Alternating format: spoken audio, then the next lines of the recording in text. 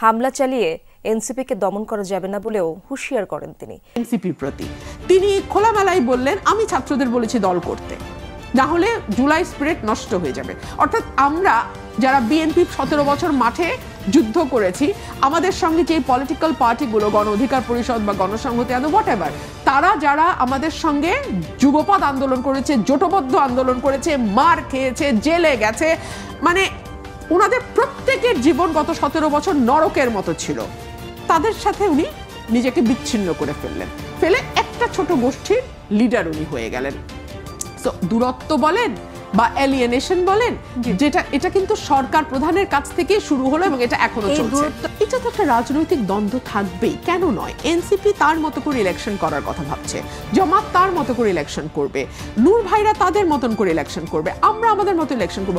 So আমাদের তো political discourse থাকবেই। তাই হয়েছে।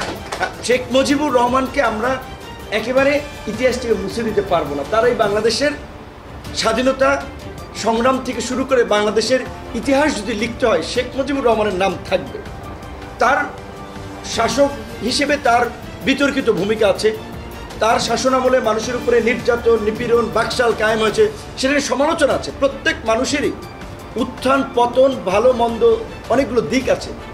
কিন্তু আজকে দেখেন ভাগ্যের কি নির্মম পরিহাস, শেখ মুজিবুর রহমানও এই বিক্ষুব্ধ জনতার রোষানলের কারণে আর্মি অফিসারদের হাতে নিহত হয়েছিলেন। আমি জানি না সেই প্রেক্ষাপট সে সময় তুচ্ছ হয়ে গেল। ওনারা যখন বলা শুরু করলেন যে এই দলটির বয়স 15 দিন হয় নাই, তার মুখপাত্র যখন বললেন 15 বছর আমরা আন্দোলন সংগ্রাম করেছি, মার খেয়েছি, তখন কি এটা একটা হাস্যকর কথা হয়ে গেল না? ফেসবুকে তো দেখেছেন নিশ্চয়ই। সেই দিনই কোটালীপাড়ায় আমাদের উপজেলা বিএনপি বিশাল বড় মিছিল করেছে।